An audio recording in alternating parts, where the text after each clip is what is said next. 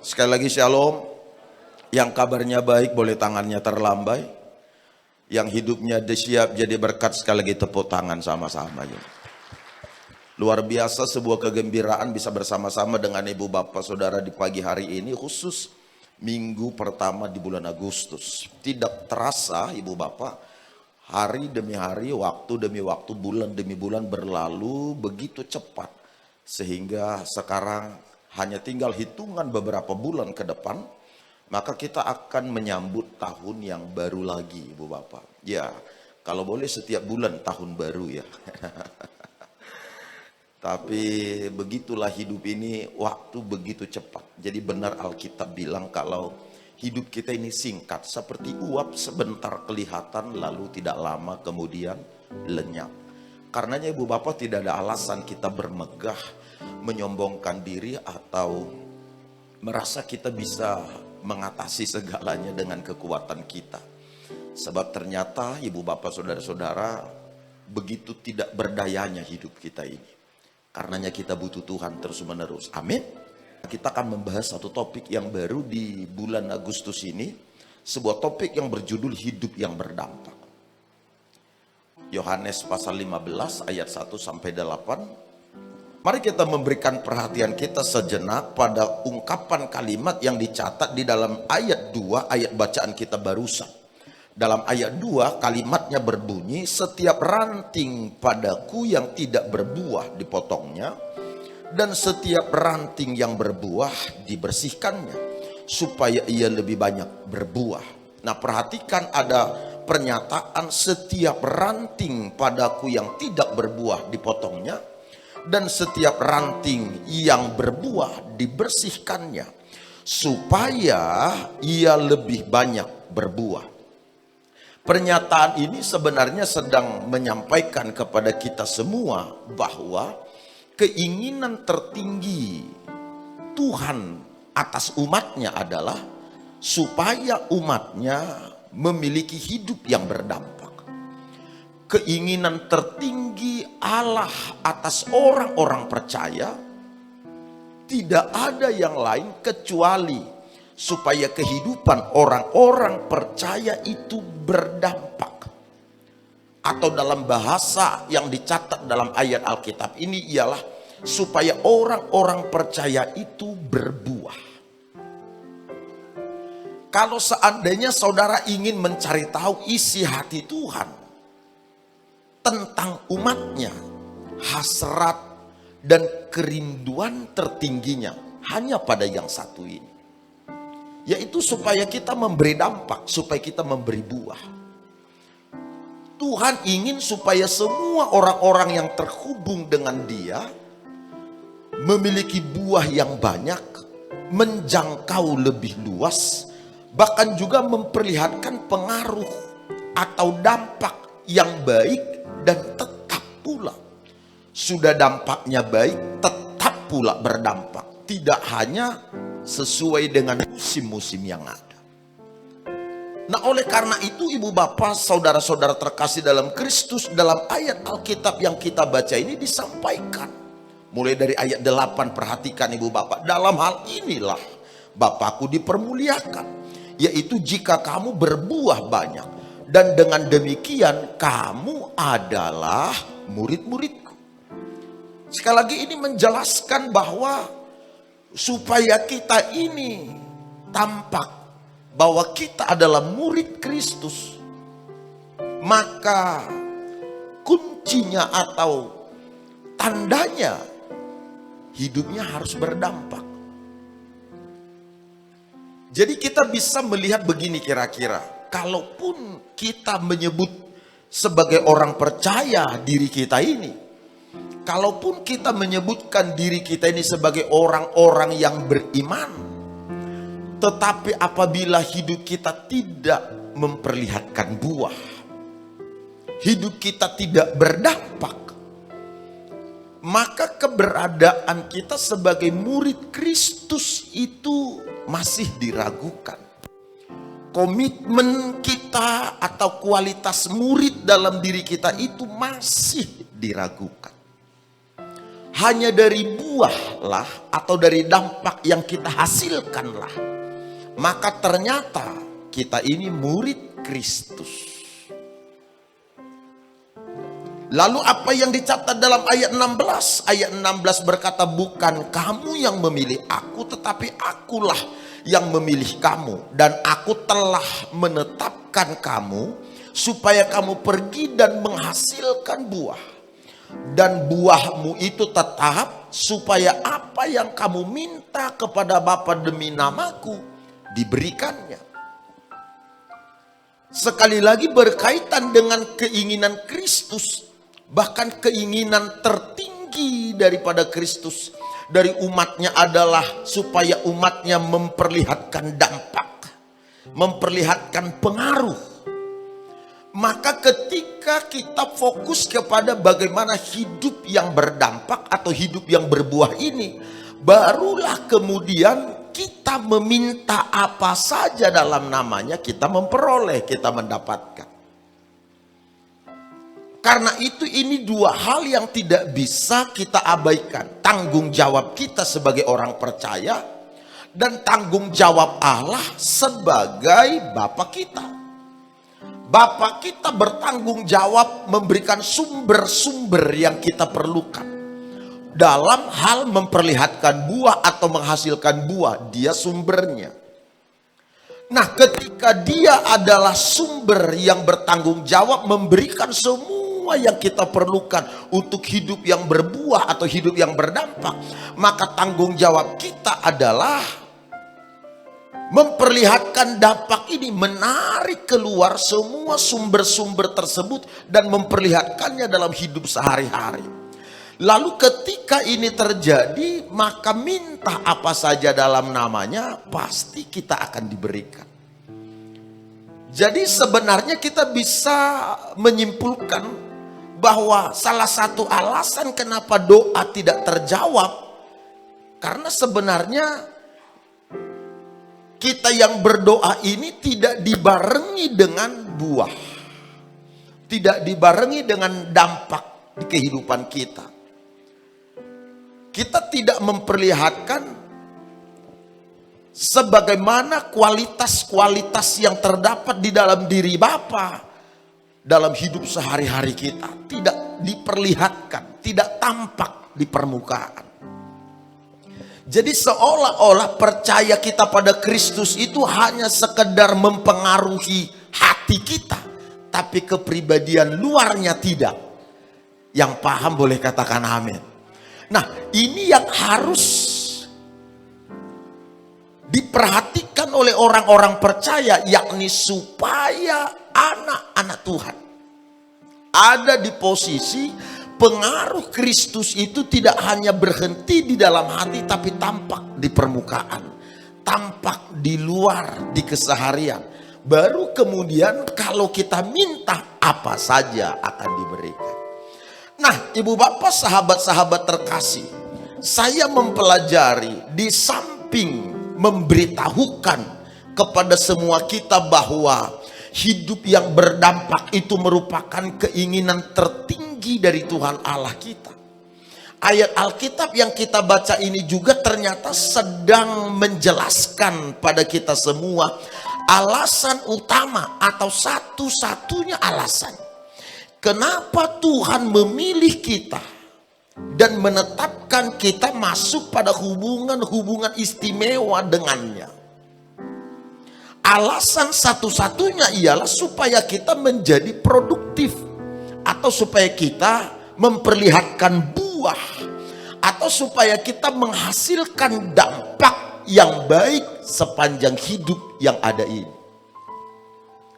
Itu satu-satunya alasan kenapa Tuhan panggil kita, kenapa Tuhan pilih kita, dan kenapa kita harus terhubung dengan Dia, supaya kita produktif, supaya kita menghasilkan buah. Nah, perhatikan apa yang dicatat di dalam ayat 5. Coba kita baca ibu bapak, perhatikan ayat Alkitab saudara ya. Ayat 5. Akulah pokok anggur dan kamulah ranting-rantingnya. Barang siapa tinggal di dalam aku dan aku di dalam dia, ia berbuah banyak. Sebab di luar aku kamu tidak dapat berbuat apa-apa. Sekali lagi kalimatnya memberitahukan hidup di luar Kristus itu tidak bisa menghasilkan apapun. Hidup jauh dari Kristus itu tidak bisa memperoleh apapun. Jadi kalau kita ingin mendapatkan semua yang kita perlukan untuk hidup yang berhasil, kalau kita ingin memperoleh semua yang kita perlukan untuk hidup berkemenangan, kalau kita rindu memperoleh hidup yang bahagia, hidup sukacita, mendapatkan semua hal-hal istimewa sehingga kita bisa memperlihatkan buah di kehidupan sehari-hari, maka satu-satunya cara adalah tinggal di dalam Kristus. Sebab hanya dengan kita tinggal di dalam Kristus kita bisa memperlihatkan dampak, kita bisa memperoleh buah, dan kita bisa memperlihatkan semua yang kita perlukan untuk memuliakan Kristus. Makanya kalau kita tidak menjaga keintiman kita dengan Tuhan, maka sering sekali apapun yang kita kerjakan rasanya hampa atau kosong. Doa-doa kita tidak bergairah, hari-hari yang kita jalani tampaknya tak berarti. Saudara bisa saja barangkali berhasil di sisi lain, tetapi kita kehilangan semua gairah. Kita bisa saja sukses di sisi lain, tapi di sisi lainnya barangkali kita mengalami keterpurukan atau kekeringan. Karena kita tidak tinggal di dalam Kristus. Orang yang tinggal dan melekat dengan pokok anggur, Alkitab berkata menghasilkan buah, memperlihatkan dampak. Lalu begini apa yang disebut dalam ayat 16. Perhatikan, ini alasan kenapa dia pilih kita. Perhatikan bersama-sama ibu bapak. Ayat 16 kita baca 2-3. Iya. Bukan kamu yang memilih aku, tetapi akulah yang memilih kamu. Dan aku telah menetapkan kamu supaya kamu pergi dan menghasilkan buah. Dan buahmu itu tetap, supaya apa yang kamu minta kepada Bapa dalam namaku diberikannya kepadamu. Sekali lagi ayat Alkitab ini memberitahukan bahwa satu-satunya alasan kenapa dia memilih kita, kenapa dia menetapkan kita terhubung dalam hubungan-hubungan istimewa dengan dia, yaitu supaya memperlihatkan buah. Supaya kita pergi dan menghasilkan buah. Dan buah itu tetap. Nah, oleh karena satu-satunya alasan kenapa kita dipilih dan ditetapkan masuk dalam hubungan-hubungan istimewa dengan Allah, yaitu supaya kita memperlihatkan buah, maka tidak ada cara yang lebih tepat untuk mewujudkan hidup yang berbuah atau hidup yang berdampak kecuali dengan mengendalikan dan mengevaluasi kesibukan kita setiap hari.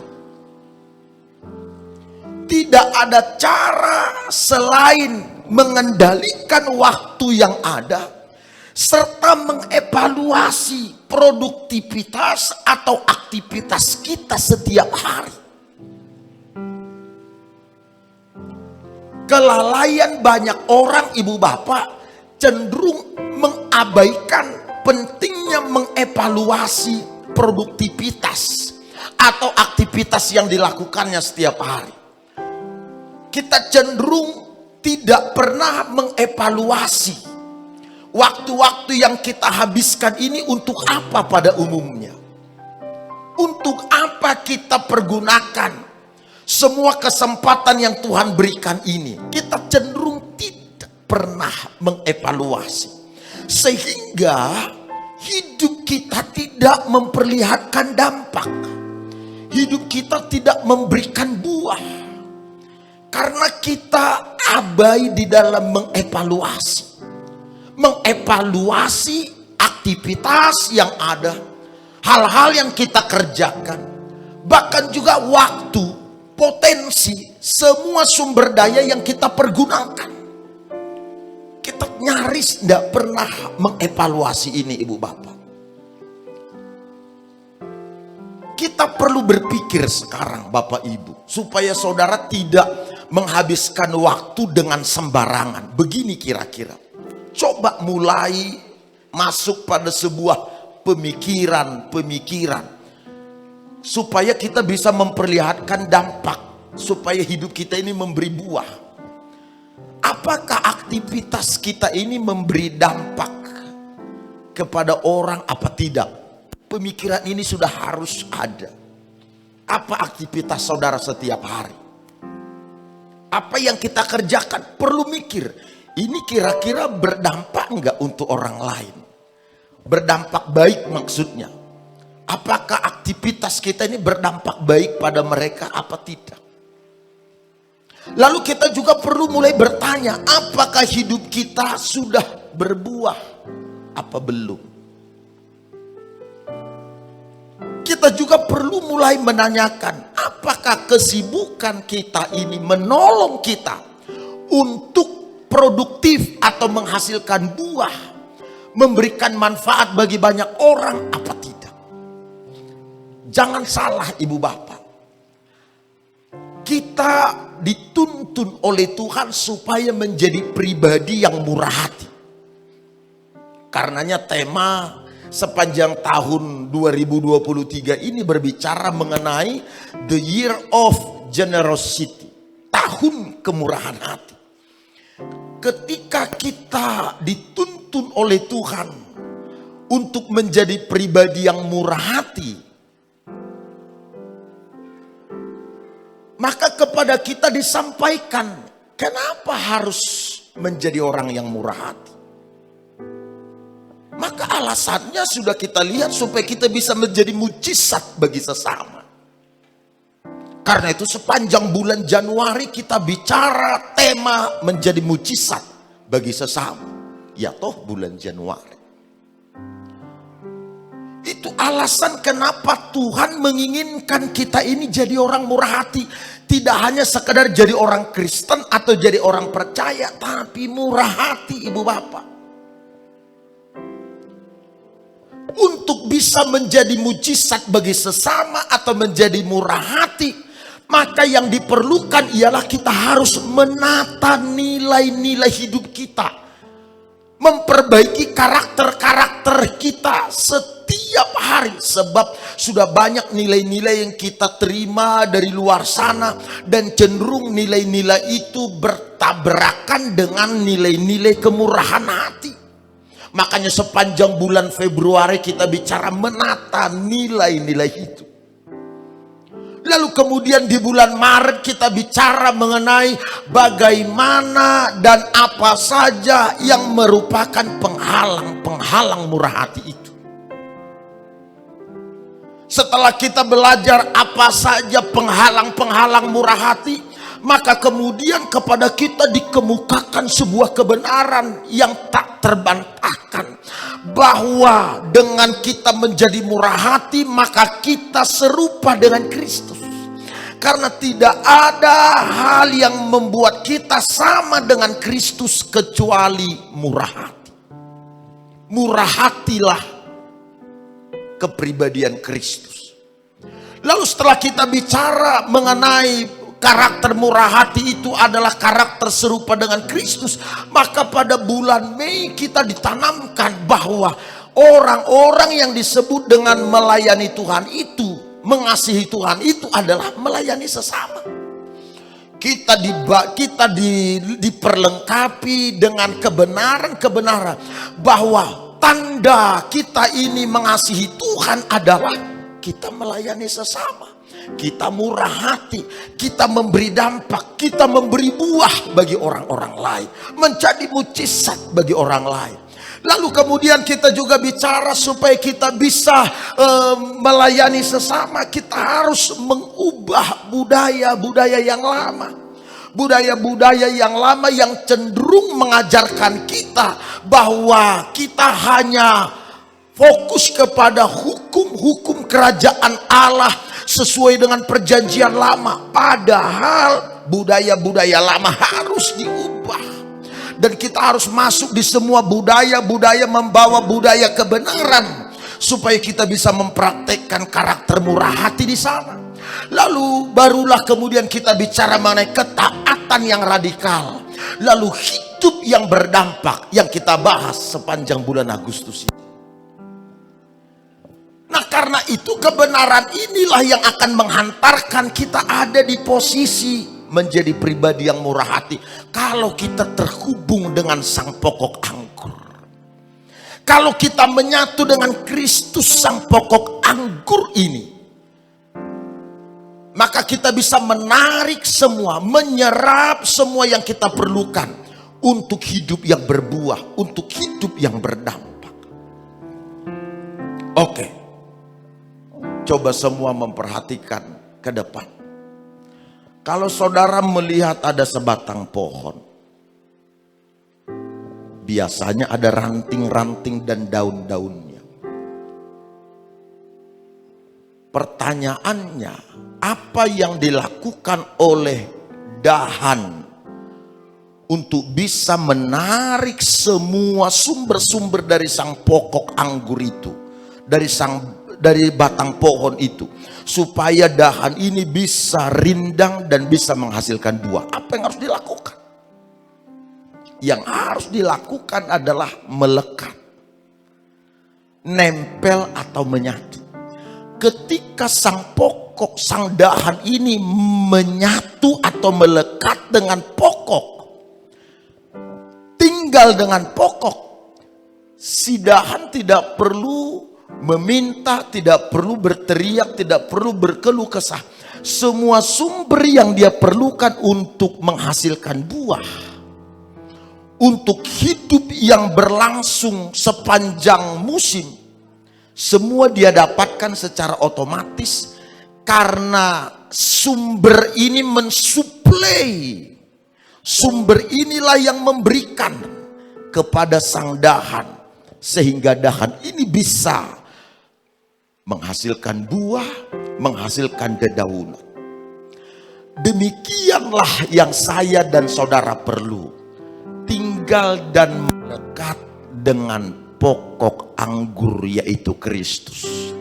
Tepuk tangan bagi Tuhan Allah. Tepuk tangannya yang baik, Ibu Bapak.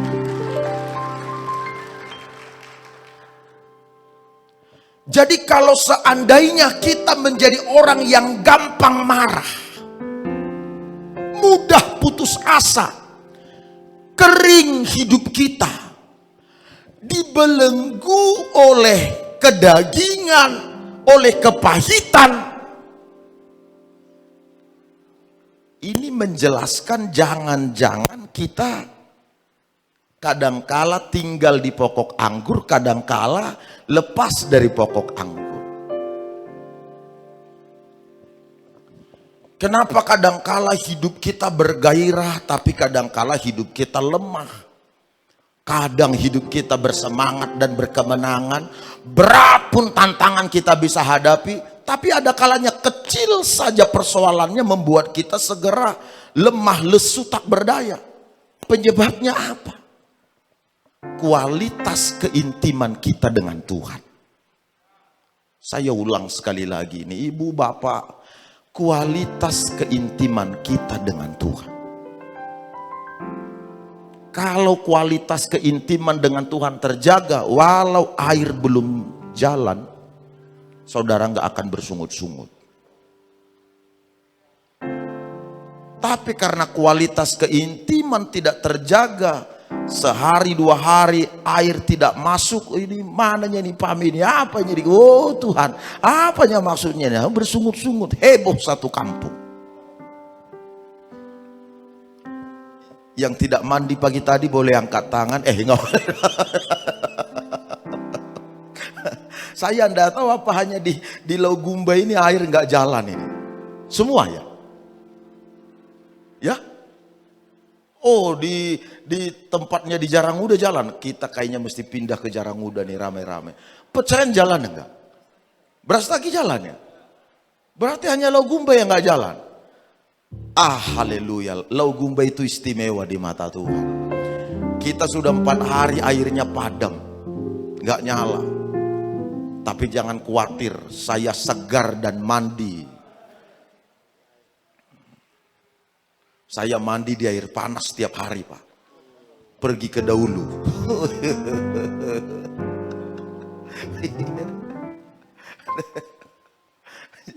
Daripada stres mikirin air.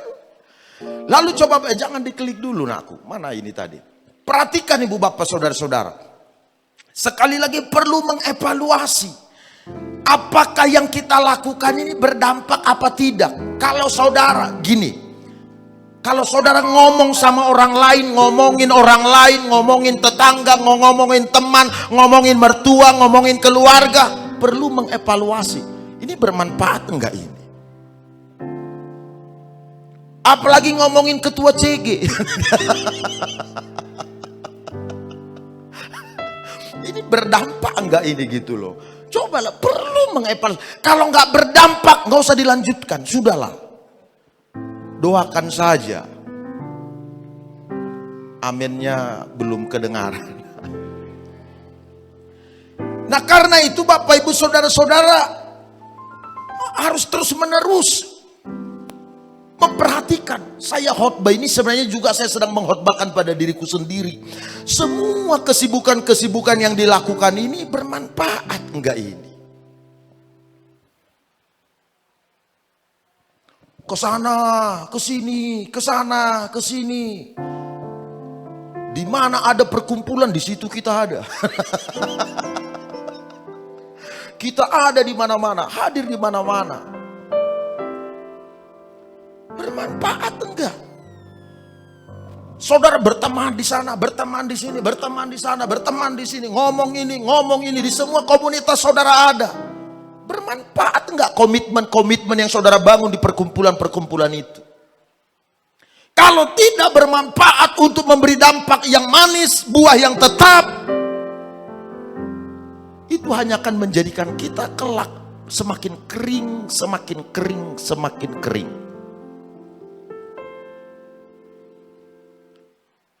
Makanya perlu mengevaluasi. Yang kukerjakan ini, caraku mengerjakan ini, caraku menangani ini udah benar apa belum? Perlu mengevaluasi.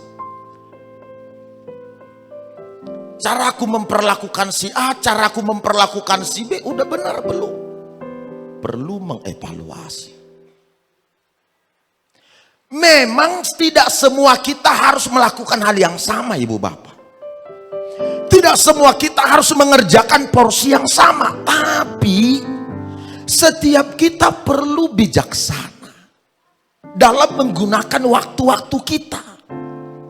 Sebab jika kita tidak bijaksana dalam menggunakan waktu-waktu kita, dalam menggunakan kesempatan-kesempatan yang ada, maka jangan-jangan kita akan kehabisan waktu, atau jangan-jangan waktu yang ada, kesibukan yang ada akan mengikis kita dari waktu yang bisa kita dapatkan atau kita pergunakan untuk menghasilkan buah. Jangan-jangan semua kesibukan yang ada, semua kegiatan, semua hal yang kita ada di sana, ada di sini, ini akhirnya menguras energi kita, membuat waktu kita habis sehingga kita tidak bisa atau tidak memiliki waktu untuk mengerjakan hal yang benar atau hal yang seharusnya kita lakukan. Jadi kalau kita sibuk, jangan senang dulu. Walau di zaman sekarang ini saya melihat ada banyak orang cenderung menggunakan sibuk itu sebagai bentuk penghargaan atau sebagai bentuk posisi atau sebagai bentuk lencana apa ya? Simbol bahwa dia sangat berhasil. Tidak. Kenapa nggak datang? Aduh, sibuk saya. Kenapa nggak berdoa? Sibuk saya. Kenapa nggak ibadah? Sibuk saya. Sibuk. Tuhan tidak pernah meminta kita sibuk, ibu bapak. Tuhan minta kita supaya berdampak dan berbuah. Jadi kalau semua kesibukan yang saudara punya adalah mengikis saudara untuk tidak bisa menghasilkan buah, menghasilkan hal-hal yang harusnya kita lakukan, saudara perlu mengevaluasi kesibukan-kesibukan itu,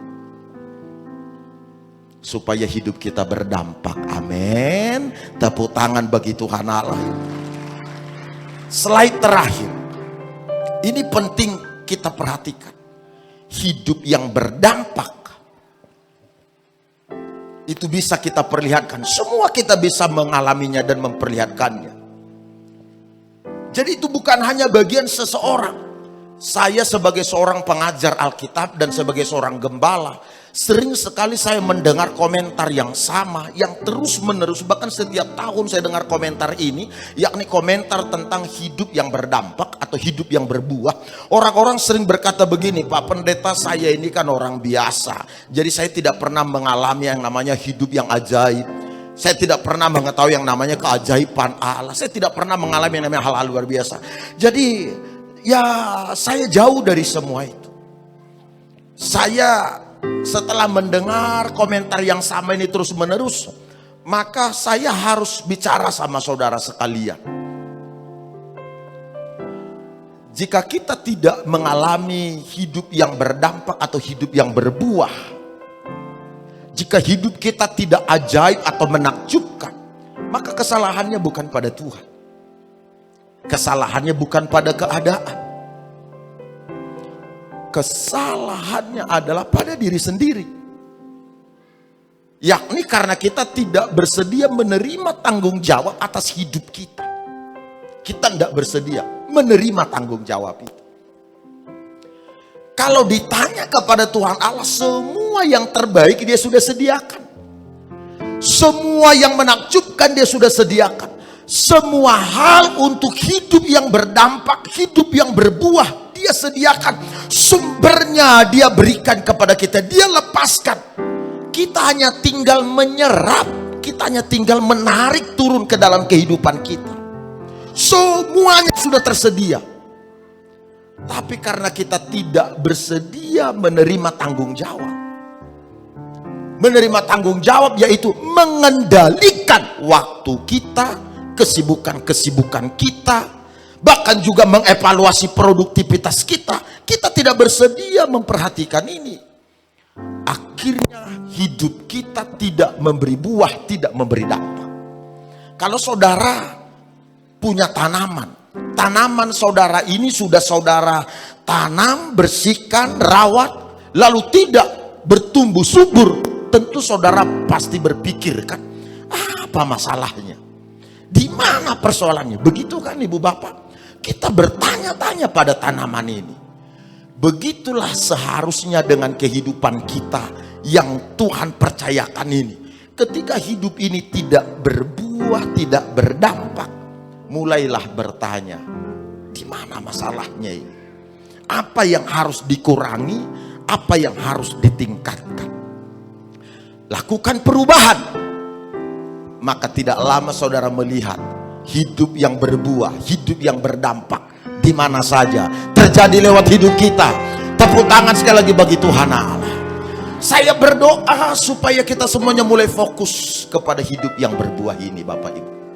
Fokus pada hidup yang berdampak.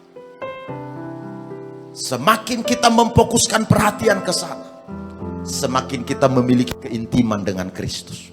Yuk kita nyanyi sama-sama.